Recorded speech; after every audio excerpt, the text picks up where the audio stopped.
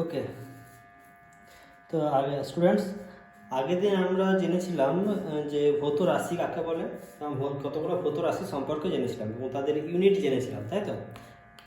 আজকে আমরা জানবো যে ওই ভৌত রাশিগুলোর যে ইউনিট কনভার্সন কীভাবে করবো, ঠিক না? ইউনিট কনভার্ট কীভাবে করবো, একটা ইউনিট থেকে একটা ইউনিট কীভাবে যাবো। তার আগে তোমাদের একটা কাজ হচ্ছে, তোমরা গাঢ়ত্বের যে সিজিএস এবং এসআই ইউনিট, তারপর বলের যে সিজিএস এবং এসআই ইউনিট, চাপের যে এসআই সিজিএস এবং এসআই ইউনিট, সেগুলো তোমরা হচ্ছে লিখবে। কি কি? গাঢ়ত্ব, বল, চাপ। এছাড়া তোমরা লিখবে শক্তি আর ক্ষমতা। এগুলো তোমরা এসআই এবং সিজিএস ইউনিট তোমরা লিখো, ঠিক আছে? তোমাদের এটা একটু কাজ, ভিডিওটা পজ করবে এবং তারপর তোমরা লিখবে। ওকে, তো গাঢ়ত্বের একক কী হয়? মোল পার মিটার কিউব, তাই তো? তারপরে তোমাদের বলের একক কী হয়? নিউটন। নিউটন সমান কি? KG metre per second square. চাপ সমান কি হয়? বল বাই ক্ষেত্রফল, তার কি? Newton per metre square. শক্তি সমান কি হয়? KG into metre square per second. ক্ষমতা সমান কি হয়? তোমাদের শক্তি কতক্ষণ ইউজ করছে তারা না, যে জুল পার সেকেন্ড, তাই তো? এবার তোমরা করবে কি, যে 1 লিটারটাকে আমরা কীভাবে 1 ডেসিমিটারের কিউবে নিয়ে যাবো, ঠিক আছে? 1 লিটারটাকে আমরা কীভাবে 1 ডেসিমিটার কিউবে নিয়ে যাব। আমরা কি জানি? 1 লিটার সমান কত হয়? 1000 ml।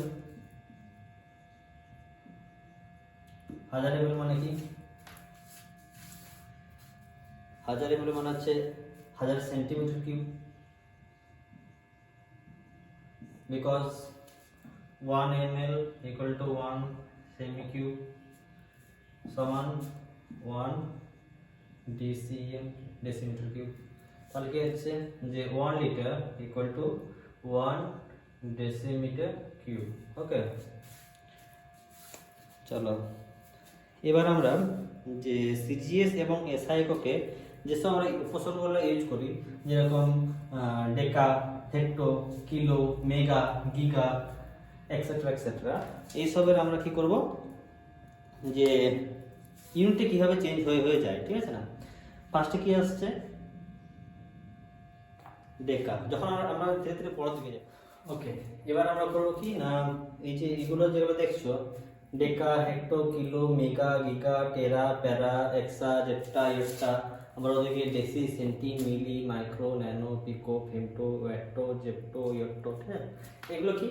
এগুলো হচ্ছে আমরা যেসব ভৌত রাশিগুলো আছে সেগুলোতে আমরা যেসব উপসর্গগুলো ইউজ করি, মানে আমরা কোনো কিছু কিনতে গেলে কি বলি? 1 কিলো আলু দাও, 1 কিলোগ্রাম, 500 গ্রাম আলু দাও। কিংবা চিনি কিনতে গেলে কি বলে, যে আমাদের 250 গ্রাম চিনি দাও, 1 কিলো চিনি দাও, 5 কিলো চিনি দাও, এরকম বলে না? তো সেই হিসাবে আমাদের এই যে ডেকা, হেক্টো, কিলো, মেগা, গিগা, টেরা, প্যারা, এক্সা, জেপ্টা, ইয়ট্টা, আবার ওদিকে যে ডেসি, সেন্টি, মিলি, মাইক্রো, ন্যানো, পিকো, ফেমটো, ওয়েট্টো, জেপ্টো, ইয়ট্টো, এগুলোকে কী করা হয়? এগুলোর যে ইউনিটগুলো আমরা হচ্ছে কীভাবে আসে, পরপর যে ইউনিটটা কীভাবে আসে, কীরকমভাবে তাদের হচ্ছে ভ্যালুগুলো কীভাবে আমরা লিখি। আমরা যদি 10-এর গুণিতক আকারে লিখি, ঠিক আছে না? যদি এটা যদি 10 হয়, তাহলে প্রত্যেকটা যদি আমি 10-এর আকারে লিখি, ঠিক আছে না? 10-এর গুণিতক আকারে লিখবো, ঠিক আছে না?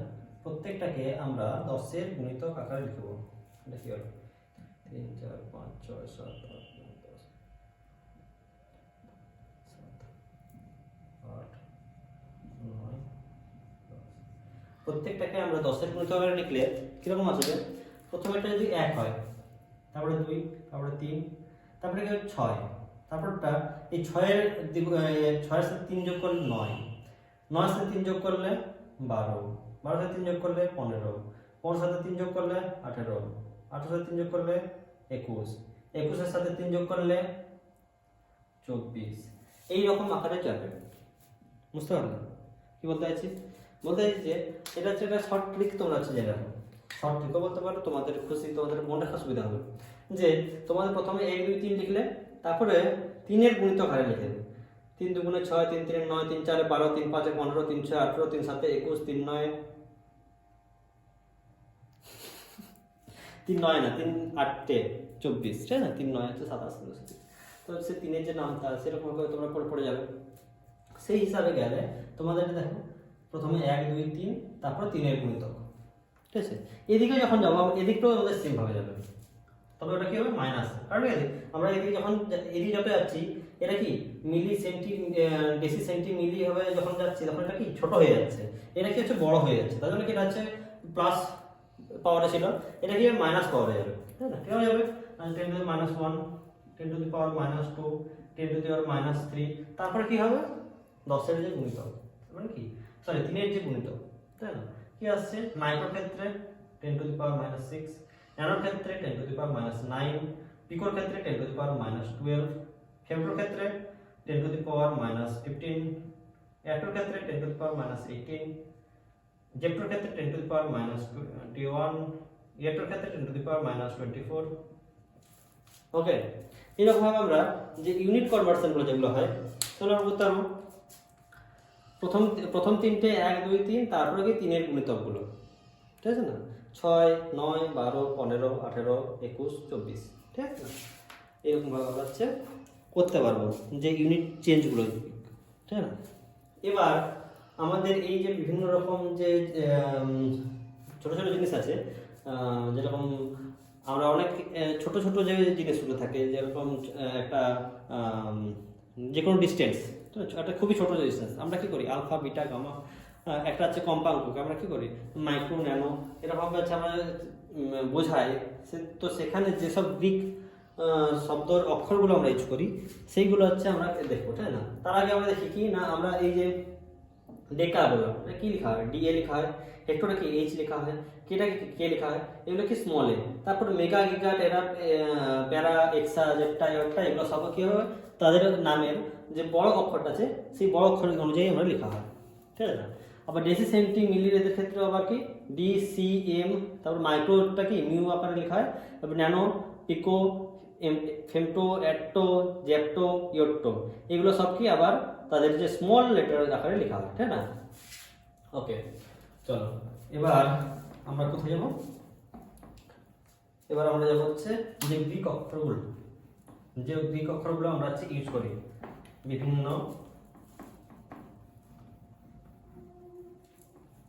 ক্ষুদ্র সাংকেতিক অর্থ ব্যবহার করতে, বহুল ব্যবহৃত কতগুলি গ্রিক অক্ষর, হ্যাঁ না? সেগুলো কি আলফা, আলফা কিরকম লেখা হয় এরকম ভাবে, বিটা কিরকম লেখা হয় এরকম ভাবে, গামা কিরকম লেখা হয় এরকম ভাবে, ডেল্টা কিরকম লেখা হয় কিছুটা হচ্ছে এরকম ভাবে ডেল্টা। তারপরে কি আছে না এপসাইলন, এপসাইলন জিনিসটা কিরকম করা হয় এরকম ভাবে, এরটা কিরকম করা হয়, এরটা চিহ্নটা হচ্ছে এরকম করে এরকম, ঠিক আছে? মানে আমি এরকম লিখলাম, এটা একটু এখানে যায় শুরু হয় নামে দিকে, ঠিক আছে? তারপরে কি আছে নিউ, নিউটা তো তোমরা সবাই জানো নিশ্চয়ই, ফ্রিকোয়েন্সি কিংবা হচ্ছে ফ্রিকোয়েন্সিটা তো নিউ করা হয় না, নিউ। পাই, পাই তো তোমরা সবাই ইউজ করেছো, সরি দুটো দাঁড় করে এরকম তোর পাইটা করা, তাই না? সিগমা, সিগমা তো আবার তোমরা করেছো সিগমা। তারপরে তোমাদের কি আছে যেন টাও, টিটা একটু বাকি করে এটা টাও। থিটা, থিটা তোমরা হচ্ছে ম্যাথে অনেক করেছো। কাপ্পা, ছোট হাতের কে স্মল কে, একটা স্মল কে কাপ্পা করা হয়। ল্যামডা, তরঙ্গ দৈর্ঘ্য ল্যামডা এরকম হবে, এরকম টেনে টিটা একটু হবে ল্যামডা। মিউ, একটু আগে বললাম মিউ। তারপর কি আসছে সাই, সাইটা ত্রিশূল, সাই ভগবান শিবের ত্রিশূল। তারপরে ফাই, ফাইটা হচ্ছে কি থিটার মতোই, তবে হচ্ছে গোল করে উপর থেকে পেট কাটা। ওমেগা, ওমেগাটা কিছু ডাবলের মতো। তাহলে এগুলো হচ্ছে কি না আমাদের বহুল ব্যবহৃত কতগুলি হচ্ছে গ্রিক অক্ষর, ঠিক আছে। এবার আমরা কি করব, যে এসআই ইউনিট ব্যবহারের যে নিয়মগুলো আছে সেগুলো একটু দেখব, ঠিক আছে। এসআই একক ব্যবহারের নিয়ম কি আসছে ভালো করে নোট করে দেখবেন।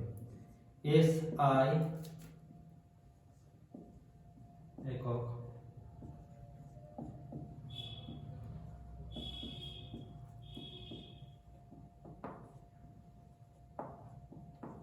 এসআই একক ব্যবহারের নিয়ম। ওকে, প্রথমে কি করা বলা হচ্ছে যে প্রতীকের মাঝে ডট চিহ্ন ব্যবহার করা হয় না, ঠিক না। যে কোনো একটা যদি সিঙ্গেল আমরা যদি প্রতীক নিই তাহলে তার মাঝে কোনো ডট চিহ্ন ইউজ করি না। যেরকম সেন্টিমিটার আমরা কি সিএম লিখি, তাই তো, সিএম আমরা কি করি এটা তো লিখি আমরা কখনো কি সি ডট এম এরকম লিখি কি, এম ডট এরকম লিখি কি, এরকম কি লিখি না, এইটা আমরা লিখি। তাহলে এটা হচ্ছে আমাদের প্রতীক ব্যবহারের একটা হচ্ছে সঠিক নিয়ম, তাই না। যখন ডট আমরা কখনো যে প্রতীকটা হবে তার মাঝখানে কখনো ডট দেবো না, ঠিক আছে। কেজি, কেজিতে আমরা কি করি কে জি, আমরা ওখানে এরকম করি কি যে কে ডট জি ডট এরকম করি কি, এরকম করি না, তাহলে এটা আমাদের চলবে না। তারপরে বলছে যে প্রত্যেকগুলি সর্বদা এক বচনে লেখা হয়, তাই না। এক বচন বলতে কি বোঝাচ্ছে না, আমরা কখনো যেসব আমরা প্রতীকগুলো ইউজ করি, তাই না, যেরকম হচ্ছে আমরা সেন্টিমিটার কিলোগ্রাম এগুলোকে আমরা এক বচন বলতে সেন্টিমিটারটাকে সেন্টিমিটারে লিখি আমরা, সেন্টিমিটারস, কেজি, মিটার, কেজিস এরকম ভাবে লাস্ট এস করে দিলাম। কারণ কি আমরা যদি বলি 5 কেজিস, 5 কেজিস, 5 সেন্টিমিটারস এরকম বলি কি, এরকম বলি না, এটা আমাদের ভুল। আমাদের কি বলতে হবে 5 সেন্টিমিটার সিএম, 5 কেজি, তাই না। ওকে, কারণ কি হচ্ছে আমাদের যে এককগুলো আছে ওদেরকে আমরা এক বচনে লিখব, কখনো বহু বচন লিখব না।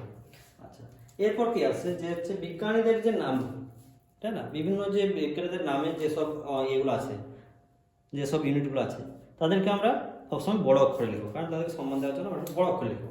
যেমন কি নিউটন, নিউটনটা কি জানি, জুলটা কি বিজ্ঞানী জুলের নাম, জুল যে বড় অক্ষরে।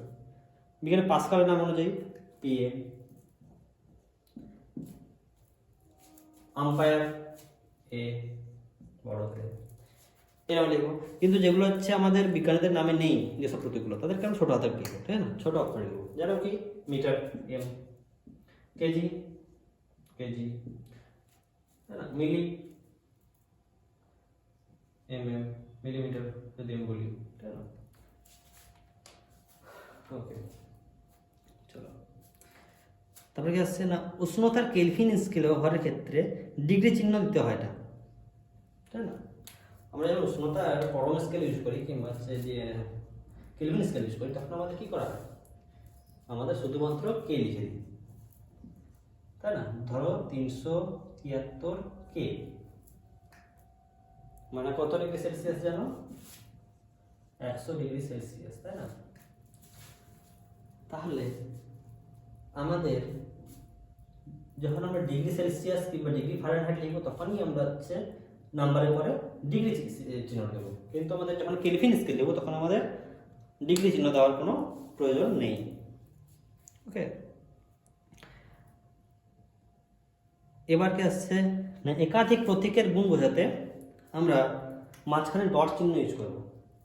অ্যাজ লাইক যদি আমাদের বোঝাতে হয় যে ধরো নিউটন পার মিটার স্কোয়ার, আমরা যেটা বোঝাচ্ছিলাম একটু আগে, নিউটন ডট মিটার, এটা তো ভাগ চিহ্ন হয়েছে।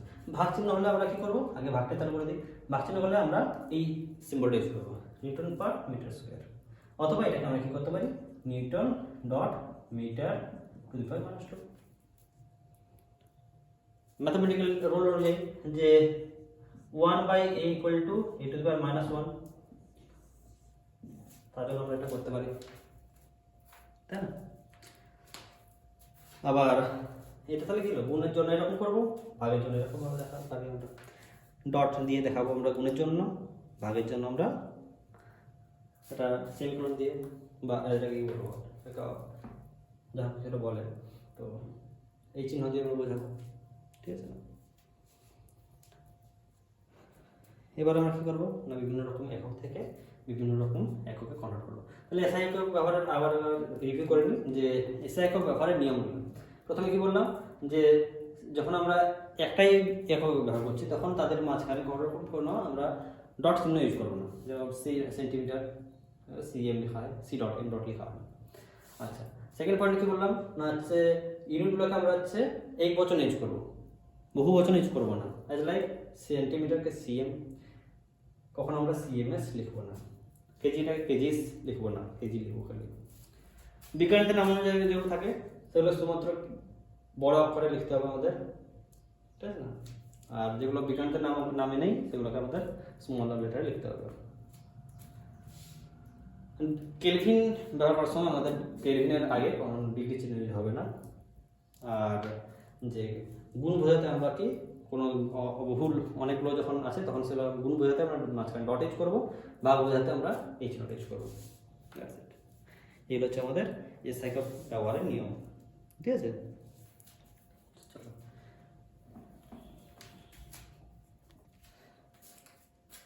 আচ্ছা, এরপর একটা জিনিস আছে যে ইউনিট কনভার্সন, ঠিক আছে না?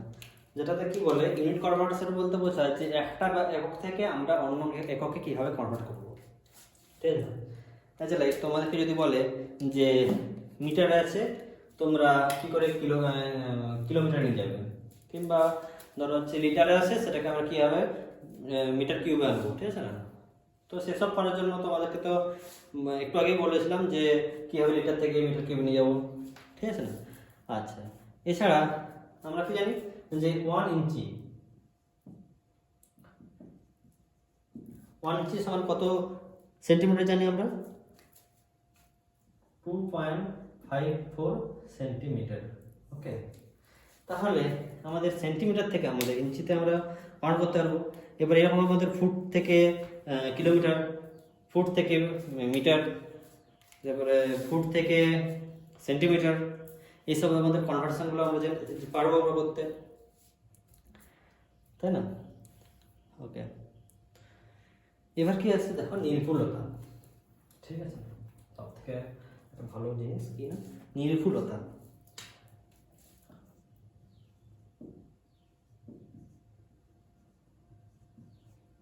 বা অ্যাকুরেসি, অ্যাকুরেসি বা নির্ভুলতা জিনিসটা শুনুন। যে কোনো জিনিস সেটা আমরা যখন পরিমাপ করি, হ্যাঁ, ধরো আমরা 1 লিটার পেট্রোল নেব কিংবা হচ্ছে 2 লিটার কেরোসিন নেব, ঠিক আছে না? এইরকম যে বিভিন্ন জিনিস আছে যেগুলো আমরা পরিমাপ করি, ঠিক আছে? সেসব পরিমাপের সময় আমরা কতটা সঠিক মান নিচ্ছি, ঠিক আছে না? আমাদের যদি 1 লিটার যদি আমাদের পেট্রোল দিতে বলে, আমাদের যে কোনো জায়গায় যায় না কেন, সেখানে কি 1 লিটার পেট্রোলটি আমরা নিই? নিশ্চয়ই কয়েক মিলিলিটার কিংবা কয়েক মিলিলিটার তো তোমাদের ডিফারেন্স থাকবেই, তাই না? তো আমাদের যখন আমরা কোনো পরীক্ষাগারে যখন আমরা পরীক্ষা করি তখন আমাদের অ্যাকুরেসিটা নিয়ে যেতে হয় 4 ডেসিমাল ডিজিট পর্যন্ত নিয়ে যেতে হয়, যেরকম কি না 0.0045, ঠিক আছে? এরকম 4 ডেসিমাল ডিজিট পর্যন্ত আমাদের অ্যাকুরেসিতে নিয়ে যেতে হয়। তো আমরা যখন পরীক্ষাগারে করি তখন তো আমাদের খুবই ক্ষুদ্র অনেক ছোট স্যাম্পল নিয়ে করি না, তার জন্য আমাদের 4 ডেসিমাল ডিজিট পর্যন্ত আমাদের অ্যাকুরেসিটা আমাদের নিয়ে যেতে হয়। তো সেই সময় আমরা যে মানটা আমরা গণনা করছি সেটা আমরা কতটা নির্ভুল গণনা করছি আমাদের। তখন ধরো আমরা যখন পরীক্ষাগারে যখন হচ্ছে কোনোটা জিনিসকে মাপবো, আমাদেরকে নিতে বলেছে 2.3154 গ্রামস, ঠিক আছে? কিন্তু আমরা নিচ্ছি কত? আমরা এত গ্রাম নিতে বলেছেন, কিন্তু আমাদের এটা নিচ্ছি, আমরা যখন আমরা পরিমাপ করছি তখন আমাদের ধরো আমরা নিলাম 2.3153 গ্রাম, কিংবা নিলাম 2.3157 6 গ্রাম দিলাম ধরো, তাই না? এই ভ্যালুটা একদম কাছাকাছি ভ্যালু, তাহলে এটা কি হচ্ছে আমাদের পিওর অ্যাকুরেসিতে আছে, খুবই ভালো একটা মান পেয়েছি আমরা, ঠিক আছে? কিন্তু আমাদের এটা নিতে বলেছে, কিন্তু আমরা নিচ্ছি কত 2.3টা আমরা নিচ্ছি না, তাই না? আমরা 2.154, এটা কি অ্যাকুরেট ভ্যালু? অ্যাকুরেট ভ্যালু অনেকটা এসে ডিফারেন্স চলে আসছে। আমাদের এতটা নিতে বলেছে, আমরা নিচ্ছি কত 1.9561, এই এরকমটা যদি গ্রাম নিলাম, এত গ্রাম করে, তো এটাও কি অ্যাকুরেট ভ্যালু? কি অ্যাকুরেসিটা একদম আসছে না, কিন্তু এইগুলো কি আমাদের অ্যাকুরেট ভ্যালু, প্রায় অ্যাকুরেট ভ্যালু। তাহলে আমরা কি বলবো যে এইখানে এই পরিমাপের ক্ষেত্রে আমাদের অ্যাকুরেসি খুবই ভালো, কিন্তু এই ক্ষেত্রে আমাদের অ্যাকুরেসিটা অনেক খারাপ আসছে। তার জন্য এই যে এটা কি আমাদের নির্ভুল তথ্য, এটা প্রায় নির্ভুল তথ্য, কিন্তু এটা কি আমাদের ভুল তথ্য, তাই না? তার জন্য আমাদের যখন পরীক্ষাগারে আমাদের পরিমাপ করতে বলা হয়, তখন আমাদের প্রায় নির্ভুল জিনিসটা নিতে হয়। যেগুলো হচ্ছে পরিমাপ করতে বলে নির্ভুল হবে, সেগুলো আমাদের একদম পুরোপুরিভাবে নির্ভুল, যতটা পারা যায় ততটা আমরা নির্ভুল তথ্য নিতে আমাদের চেষ্টা করতে হয়। কারণ যদি আমরা একটু এদিক ওদিক নিয়ে নিই, তাহলে আমাদের পরীক্ষার যে মান বেরোবে সেটাও আবার এদিক ওদিক চলে আসবে। তোমরা যখন করবে, দেখবে টাইট্রেশন ভ্যালু করতে বলবে, তখন তোমাদের পরিমাপ করতে হবে। তো সেই পরিমাপটার ভ্যালুটা যেটা হবে সেটা একদম অ্যাকুরেসি নিতে হয়। মোট সল্টে যদি ভ্যালু না তোমরা, সেটা কি তোমাদের অ্যাকুরেসিতে দিতে হবে, না হলে তোমাদের দেখবে ভুল ভালো একটু হয়ে যাবে। করতে গিয়ে দেখা যাচ্ছে টাইট্রেশন ভ্যালু আসছে না, অনেক দেরিতে আসছে, অনেক তাড়াতাড়ি চলে আসছে, এরকম টাইট্রেশন ভ্যালু আসার কথা। এবার কি আসছে না যথার্থতা কি বা প্রিসিশন।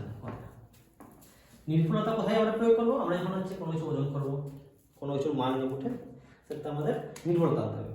এবার কি আসছে যথার্থতা।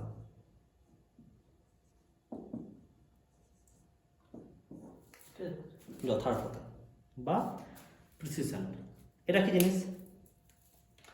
এই জিনিসটা হচ্ছে তোমরা যখন একটা ভ্যালুর মান, একটা কোনো কিছু তোমরা পরিমাপ করছো, সেটার মান বারবার ধরে তোমরা পরিমাপ করছো, বারবার তোমাদের একই রকম ভ্যালু আসছে, তাহলে সেটা কি আসছে আমাদের যথার্থ, মানটা যথার্থ, তাই না? কিন্তু তোমরা একবার একটা পরিমাপ করলে, তারপরে অনেকটা ডিফারেন্সে পরিমাপ আসলো, তারপরে একটাতে অনেক ডিফারেন্স পরিমাপ আসলো, সেটা কি আসছে যথার্থ হবে না। তোমরা যখন টাইট্রেশন করবে, তোমাদের পরে থাকবে যে টাইট্রেশনটাতে বেশ তোমাদের কমন জিনিস টাইট্রেশন। তো টাইট্রেশন করতে গিয়ে তোমরা দেখবে যে একবার বুলেটের পার্ট আসছে 21.5, আরেকবার পার্ট আসছে 21.4, আরেকবার পার্ট আসছে 21.5, আবার করলে পার্ট আসছে কত 21.6। তাহলে এগুলো কি? এগুলো একটা যথার্থ ভ্যালু, কারণ কি তোমাদের প্রায় সেম ভ্যালুটাই আসছে, 4 5 6 4 5 6 4 5 6 এরকম ভ্যালু আসছে। তারপরে এটা যথার্থ ভ্যালুটা, এটার একটা মান, এটা ঠিকঠাক ভ্যালু, তাই না? তোমাদের বারবার ধরে করছো এই বেটাই আসছে, এটা যথার্থ আছে জিনিসটা। কিন্তু তোমরা একবার করলে কত না হচ্ছে 21.5 করলে, নেক্সট টাইম করতে গেলে 20.7 আসলো, তারপর করতে গেলে 18.5-এ আটকে গেল, আবার করতে গেলে 23.7 চলে আসলো। তাহলে এটা কি অ্যাকুরেট ভ্যালু, মানে যথার্থ ভ্যালু? এটা কি যথার্থতা এরকম আছে? বারবার করছো, বারবার আলাদা মান আসছে, বারবার করছো, বারবার একই আলাদা ভ্যালু আসছে, এটা কি যথার্থ হবে? তাহলে এটা কিন্তু যথার্থ নয়। এটা কি যথার্থ? কারণ কি বারবার যখন আমরা মান নেব, সেটা যদি বারবার যদি একই রকম ভ্যালুটা আসতে থাকে, তাহলে সেটা কি হবে? যথার্থ ভ্যালু হবে। আবার আমরা বারবার মান নেব, কিন্তু হচ্ছে বারবার একই রকম ভ্যালু আসবে না, তখন সেটা কি হবে? যথার্থ হবে না, ঠিক আছে না?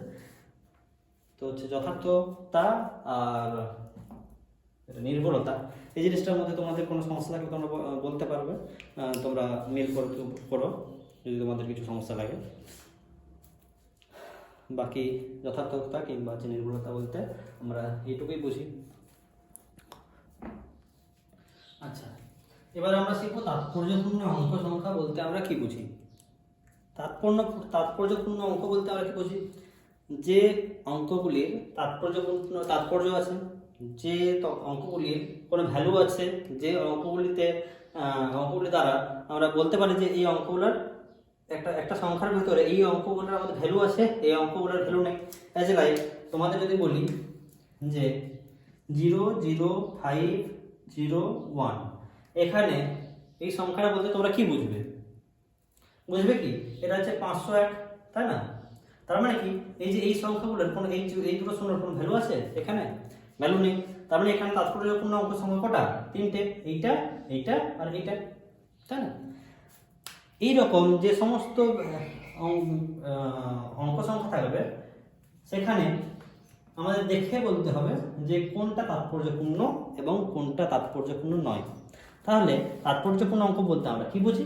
না কোনো ভৌত রাশির যে পরীক্ষালব্ধ মান সেটা নির্দিষ্ট সংখ্যাটির যে অঙ্কগুলি দ্বারা গঠিত, সেই অঙ্কটি বাদ দিয়ে বাকি অঙ্কগুলি যদি নিশ্চিতভাবে নির্ণয় করা হয়ে থাকে তবে ওই মান নির্দেশক সংখ্যাটি যতগুলি অঙ্ক দিয়ে গঠিত সেই অঙ্ক সংখ্যাকে ওই রাশির তাৎপর্যপূর্ণ অঙ্ক সংখ্যা বলা হচ্ছে।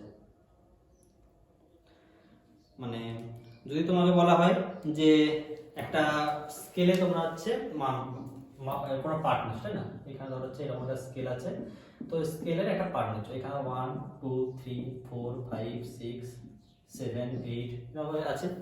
তোমরা এখন এটা একটা পার্ট, এই এটা একটা পার্ট নেবে, পার্টিকুলার নেবে।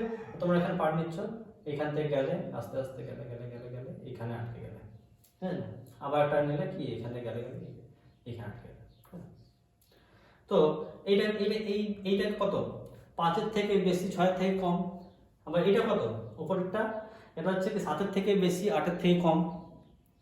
তাহলে এখন তোমরা এটাকে কি বলতে পারো? কি বলবে?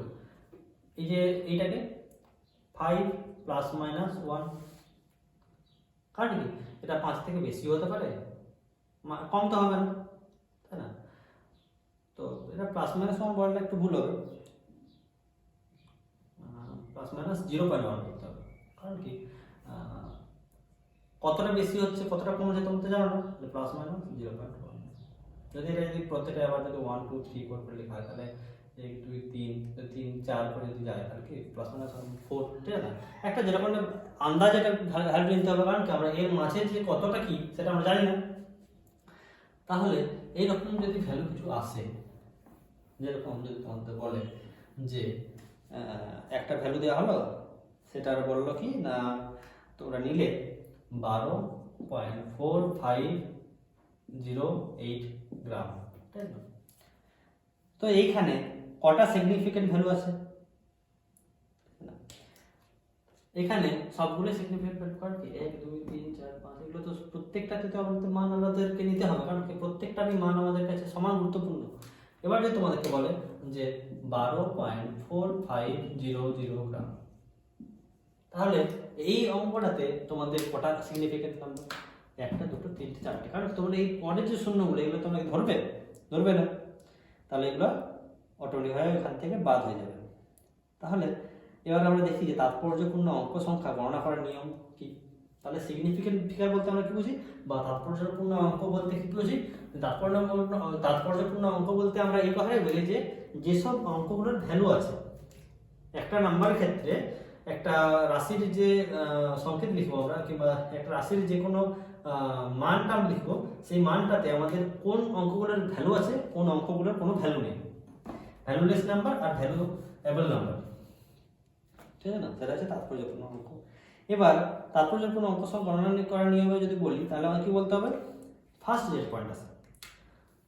পয়েন্ট আছে সেটা কি না সমস্ত অশূন্য অঙ্কগুলিকে তাৎপর্যপূর্ণ অঙ্করূপে গণ্য করা হয়, যেগুলোতে কোনো শূন্য নেই, তাই না? সমস্ত অশূন্য তাৎপর্যপূর্ণ অঙ্কগুলিকে কি বলা হচ্ছে যে সমস্ত অশূন্য অঙ্কগুলিকে তাৎপর্যপূর্ণ অঙ্করূপে গণ্য করা হয়। মানে যদি তোমাদেরকে দেয় যে ধরো তোমাদেরকে দিল 49 কটা তাৎপর্যপূর্ণ অঙ্ক আছে? দুটো তাৎপর্যপূর্ণ অঙ্ক আছে, তাই না? এবার যদি তোমাদেরকে দেয় 0.675, এখানে কটা তাৎপর্যপূর্ণ অঙ্ক আছে? অবভিয়াসলি বলবে 3টে আছে, এই জিরোটা কি কোনো ভ্যালু আছে? তোমরা কি বলবে যে 0.765 এরকম বলবে কি? বলবে না। তোমরা বলবে কি 0.675, তাই না? তাহলে এখানে কি আসছে? আগের শূন্যটার কোনো ভ্যালু নেই, তার মানে এখানে কিন্তু আমরা শূন্য লিখি, কিন্তু ওই শূন্যটার কোনো ভ্যালু আছে? ভ্যালু তো নেই, তাহলে ওটা কি তাৎপর্যপূর্ণ অঙ্ক রূপে গণ্য হবে না, তাই না? তাহলে কি বলা যাচ্ছে যে যে সমস্ত অঙ্কগুলিতে এইরকম যে অঙ্কগুলো আছে তার আগে যদি শূন্য থাকে, কিংবা যে সমস্ত অঙ্ক থাকবে তার যদি আগে যদি শূন্য থাকে, কিংবা পরে যদি দশমিকের পরে যদি কোনো নাম্বার ইয়েতে শূন্য থাকে, তাহলে সেগুলোতে এখানে যদি হচ্ছে একটা পয়েন্ট দিয়ে দাও, ওদিকে শূন্য শূন্য অ্যাড করে দাও, তাহলে কি ওই এই শূন্যগুলোর কোনো ভ্যালু থাকছে না, তাই না? তাহলে অশূন্য অঙ্কগুলিকে তাৎপর্যপূর্ণ অঙ্ক রূপে গণ্য করা হচ্ছে না। অশূন্য অঙ্কগুলিকে তাৎপর্যপূর্ণ অঙ্ক রূপে গণ্য করা হচ্ছে না, সরি, গণ্য করা হচ্ছে। অশূন্য, অশূন্য বলতে শূন্য নয় যেগুলো, তাই না?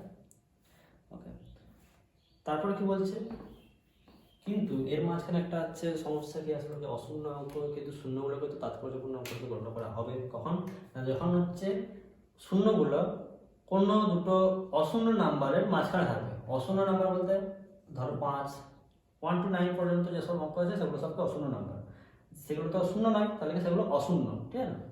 এবার 5009, এখানে চারটাই কিন্তু তাৎপর্যপূর্ণ, কারণ তুমি কি বলবে যে 5000 নয়, তার মানে কি 5000 নয় কি করে হলো না, এই মাছের শূন্যগুলো আমরা ধরেছি তার জন্য 5000 নয় হয়েছে।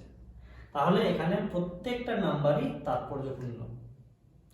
তোমাদের যদি বলে যে 409, এখানে 409, তাহলে কি প্রত্যেকটা নাম্বারই তাৎপর্যপূর্ণ, তাই না? কিন্তু তোমাদের যদি বলে যে 40509, তোমরা কি বলবে 4509, তাহলে এখানে এই শূন্যটার কোনো ভ্যালু আছে? নেই। এই শূন্যের ভ্যালু আছে? আছে। ওকে, তারপরে কি বলছে দেখো সেকেন্ড পয়েন্টে বলছে যে প্রথম অশূন্য অঙ্কের বাম দিকে থাকা শূন্যগুলি তাৎপর্যপূর্ণ অঙ্ক নয়। প্রথম অশূন্য অঙ্কের বাম দিকে থাকা অঙ্কগুলি তাৎপর্যপূর্ণ অঙ্ক নয়, এটা এভাবে বললাম যে প্রথম অশূন্য নাম্বার কোনটা, ধরো একটা নাম্বার নিই 50951000, প্রথম অশূন্য নাম্বার কোনটা, 5টা, তার বাম দিকে কোনগুলো, এইগুলো, তার মানে এই জিরোগুলোর কোনো ভ্যালু আছে? নেই। এই জিরোগুলোর কোনো ভ্যালু নেই, এইটার না, এই নাম্বারটা ভ্যালু আছে। তাহলে কি বলছে যে প্রথম অশূন্য অঙ্কের বাম দিকে যে অঙ্কগুলো আছে, এই বাম দিকে যে অঙ্কগুলো আছে, এটা তো এটা তো ডান দিক, এটা তো বাম দিক, লেফট সাইডের যে এইগুলো থাকবে সেগুলোর কোনো ভ্যালু থাকবে না, অনলি রাইট সাইডের যে অঙ্কগুলো থাকবে সেগুলো সব ভ্যালু থাকবে। ওকে, বুঝতে পেরেছ? ওকে, সরি, সেকেন্ড 3 নম্বর পয়েন্টে কি বলছে না, কোনো সংখ্যা এক বা একাধিক শূন্য দিয়ে শেষ হলে এবং ওই শূন্যগুলি দশমিক বিন্দুর ডান দিকে অশূন্য অঙ্কের পরে থাকলে ওই শূন্যগুলি তাৎপর্যপূর্ণ সংখ্যা হয়। আর বলি, কোনো সংখ্যা এক বা একাধিক শূন্য দিয়ে শেষ হলে এবং শূন্যগুলি দশমিক বিন্দুর ডান দিকের অশূন্য অঙ্কের পরে থাকলে ওই সংখ্যাগুলি তাৎপর্যপূর্ণ অঙ্ক সংখ্যা হয়। বলি কিরকমভাবে, যদি আমরা বলি যে 0.04, যদি বলি 0.040, এবার তোমরা 4 নম্বর পয়েন্টে লক্ষ্য করবে কি বলছে, কোন একটি সংখ্যা এক বা একাধিক শূন্য দিয়ে শেষ হলে এবং শূন্যগুলির অবস্থান দশমিক বিন্দুর ডান দিকে না হলে ওই শূন্যগুলি তাৎপর্যপূর্ণ অঙ্ক হতেও পারে আবার না হতে পারে। ঠিক আছে, এখানে একটা জিনিস বলি যে ধরো কিছু একটা সংখ্যা নেওয়া হলো, ঠিক না, যেখানে বলা হলো কি যে 1.074 × 10⁻³ এখানে তাৎপর্যপূর্ণ অঙ্ক কটা আছে?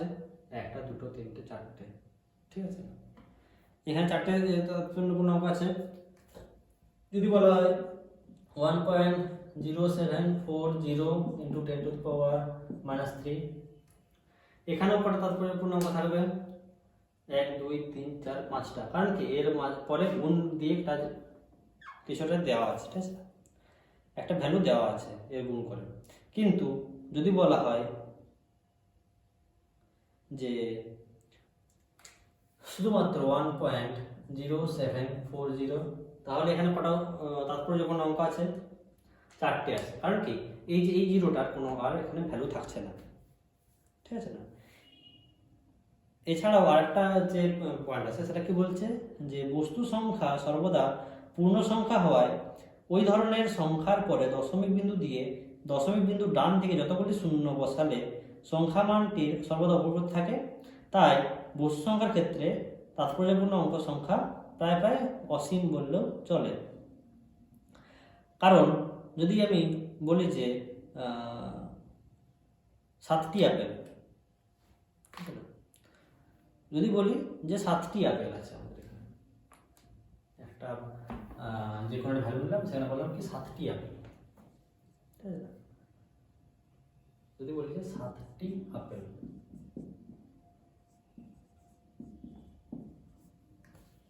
আর বলি যে 7.0000 এতটি আপেল,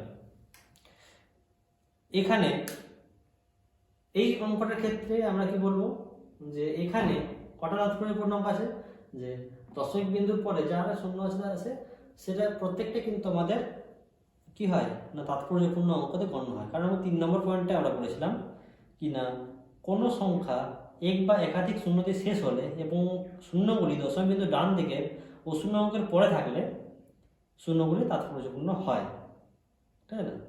এই জিনিসটা তোমাদের একটু গড়বড় লাগবে বুঝতে, কিন্তু জিনিসটা এটাই যে 7টি আপেলকে আমরা এরকম লিখতে পারি, আবার এটা হচ্ছে অসীম পর্যন্ত যেতে পারে, তাই না। শূন্য বসে দেখতে পারো, যত খুশি তো শূন্য বসাও না কেন, তাহলে কি হবে সেটা চলতে থাকবে। তাহলে আমরা আর কি বলতে পারি যে কোনো একটা সংখ্যার তাৎপর্যপূর্ণ অঙ্কের সংখ্যা অসীম, কিন্তু কতগুলো তাৎপর্যপূর্ণ অঙ্ক যদি বলি যে এখানে কোনটা তাৎপর্যপূর্ণ বেশি, তাহলে এটা হচ্ছে এই 7টা হচ্ছে বেশি তাৎপর্যপূর্ণ, বাকিগুলোর অতটা বেশি তাৎপর্যপূর্ণ নেই, ঠিক আছে না। এই জিনিসটা হচ্ছে একটু তোমাদের বুঝতে হয়তো অসুবিধা হতে পারে, যদি কোনো জায়গায় বুঝতে প্রবলেম লাগে তোমরা একটু হচ্ছে জানিও যে কোন জায়গাটা তোমরা একটু বুঝতে পারবে না। এবার চলো আমরা কি যাবো যে রাউন্ডিং অফ। রাউন্ডিং অফ বলতে বোঝায় যে আমরা যে চূড়ান্ত ফল যেটা পাই, হ্যাঁ না, যে কোনো একটা যে রেজাল্ট পাই, যে কোনো নাম্বারিং এর ক্ষেত্রে আমরা রেজাল্ট পাই, সেই রেজাল্টের আমরা রাউন্ডিং অফ কীভাবে করবো, ঠিক আছে জিনিসটা কি না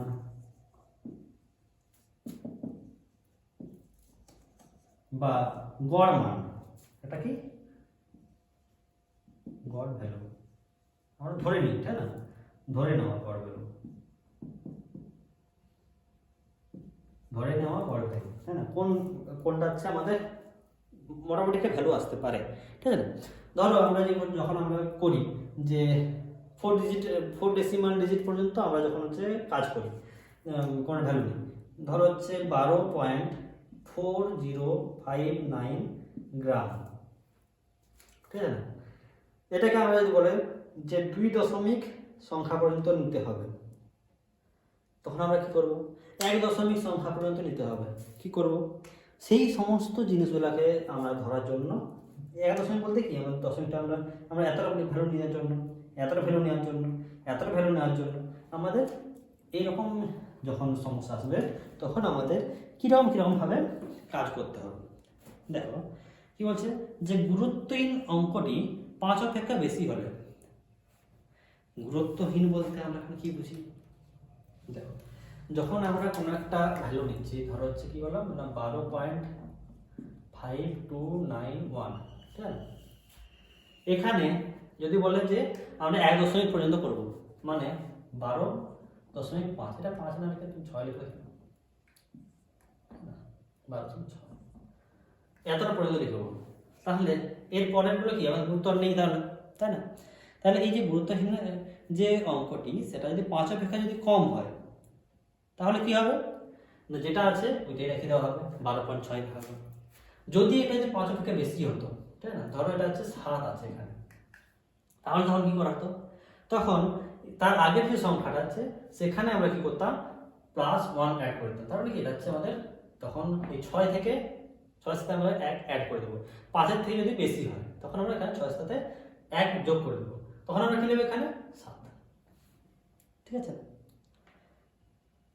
তাহলে বেশি হলে আমাদের কি হলো, এই যে যতটা আমাদের দরকার তারপরের সংখ্যাটা যে গুরুত্ব নেই যে সংখ্যাটা আমরা ধরছি সেটা যদি 5 অপেক্ষা যদি বেশি হয় তাহলে তার আগের সাথে সংখ্যায় আমরা 1 যোগ করে দেবো, আর যদি 5 অপেক্ষা কম হয় তাহলে যেটা থাকবে সেটাই রেখে দেবো। আবার গুরুত্বহীন অঙ্কটা যদি 5ই হয়,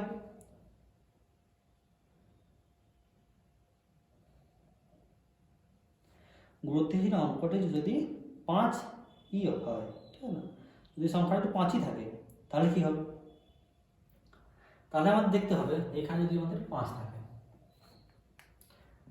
তাহলে আমাদের কি করতে হবে, তাহলে আমরা দেখব কি তার আগের সংখ্যাটা কি আছে, আগের সংখ্যাটা জোড় আছে না বিজোড় আছে।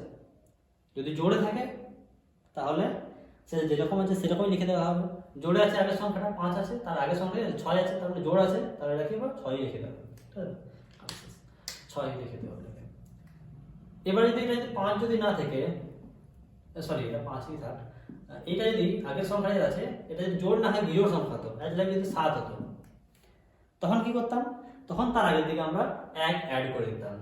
কারণ কি তখন এটা যদি 7 আছে তখন এটা হয়ে যাবে কত, 8, ঠিক আছে, কারণ কি এটা হচ্ছে বিজোড় সংখ্যা। এটা যদি 3 থাকতো তাহলে আমরা এটা কি করতাম, 4 করতাম, কারণ কি বিজোড় সংখ্যা, ঠিক আছে না। আর যদি এটা 4 থাকতো তাহলে এটা 4ই রেখে দিতাম, কোনো চেঞ্জ হতো না। এবার একটা জিনিস আসছে কি না, যোগফল ও বিয়োগফলের রাউন্ডিং অফ, ঠিক না, যদি আমাদের অনেকগুলো যোগফল থাকে, অ্যাজ লাইক তোমাদের যদি বলে যে 2.339 প্লাস 2.5 প্লাস 2.91, এগুলো যদি তোমাদের যোগফল করতে বলে একটা ভ্যালু আসবে, যে যেটা কি হবে না, ওই এটা যোগফল আসলো, তাই না। এবার এই যে যোগফলটা আসলো, এই যোগফলটা আমরা কিভাবে রাউন্ডিং অফ করবো, ঠিক না, এই যোগফলটার আমরা কতটা আমরা মান নেব, এটা আমাদের প্রকৃত যোগফল। এবার আমাদের কি দেখতে হবে যে দশমিকের পরে সব থেকে কম কত নাম্বার পর্যন্ত আছে।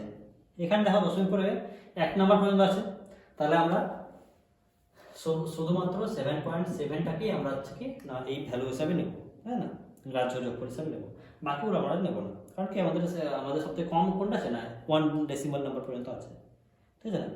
একইভাবে আমরা কি দেখাবো না আছে গুণের ক্ষেত্রেও আমরা কি দেখাবো যে আমাদের যদি গুণফলটা ধরো আমরা করি যে গুণের ক্ষেত্রেও আমরা একই রকমই আসবে, প্রায় 5.728 ইন্টু কত করবো না 3.9 ধরে করলাম, কত আসবে, কত আসবে,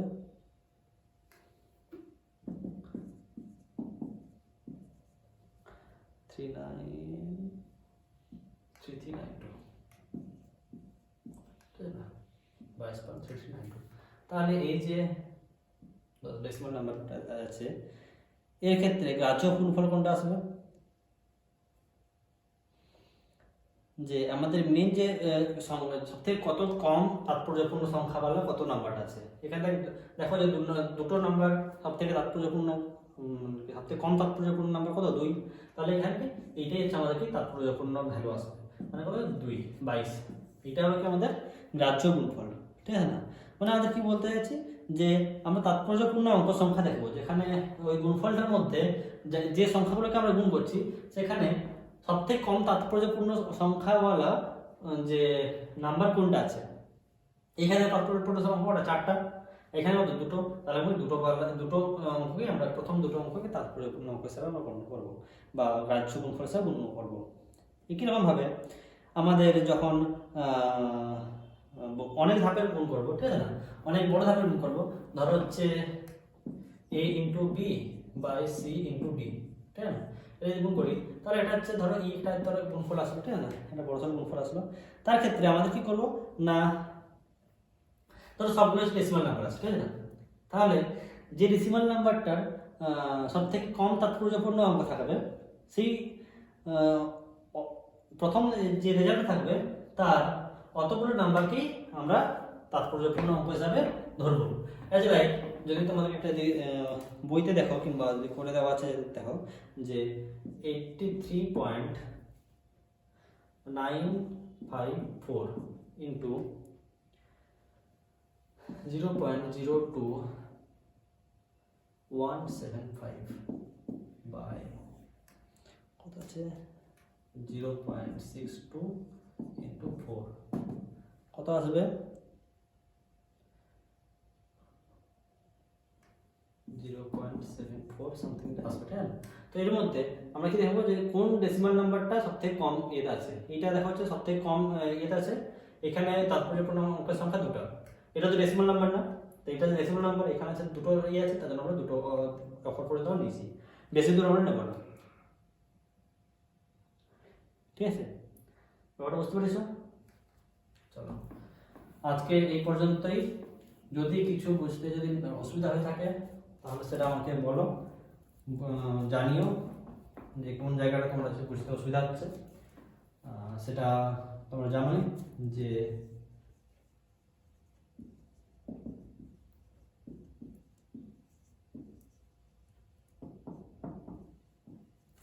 এই মেলে তোমাদেরকে জানাতে হবে যে কীটা তোমাদের প্রবলেম আছে, gyankiran23@gmail.com, ঠিক আছে না।